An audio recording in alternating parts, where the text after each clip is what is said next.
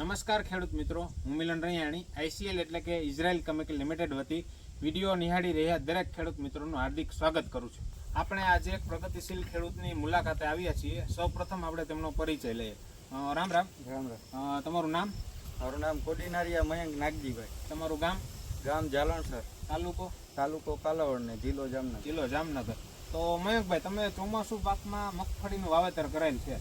કઈ મગફળીની વેરાયટીનું વાવેતર કરેલ છે? વાવેતર કરેલ છે ગિરનાર 4 નું. ગિરનાર 4 મગફળીનું વાવેતર કરેલ છે, બરાબર. તો અમે એમાં આપણે અત્યારે મળ્યા છીએ. 15 દિવસ પહેલા તમે આઈસીએલ ના કયા ખાતરનો ઉપયોગ કર્યો? 15 દિવસ પહેલા આઈસીએલ નું બૂસ્ટર ડોઝ આવે છે. આઈસીએલ નું બૂસ્ટર ન્યુટ્રીમેન્ટ બૂસ્ટર કરીને ખાતર આવે છે, એનો ઉપયોગ કરેલ છે, બરાબર.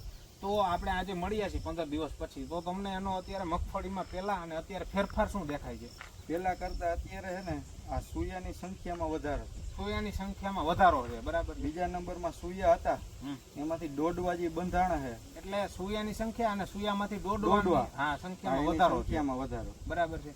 તો તમે આપણા વિડીયો દ્વારા બીજા ખેડૂત મિત્રોને બૂસ્ટર ખાતરનો મગફળીમાં છંટકાવ કરવો હોય તો તમે શું ભલામણ કરશો? હું 100% ભલામણ કરું કે ખેડૂતોને એકવાર તો બૂસ્ટર વાપરવું જ જોઈએ. અને હુયા બેસતા હોય, બરાબર છે, બેસવાના સમયે બૂસ્ટરનો એકવાર છંટકાવ કરવો, બરાબર છે. તમે એકવાર આ મગફળીના છોડવાને નજીકથી વિડીયો દ્વારા બતાવશું આપણે. ફૂયાની સંખ્યા અને દોડવાની સંખ્યા તમે જોવો.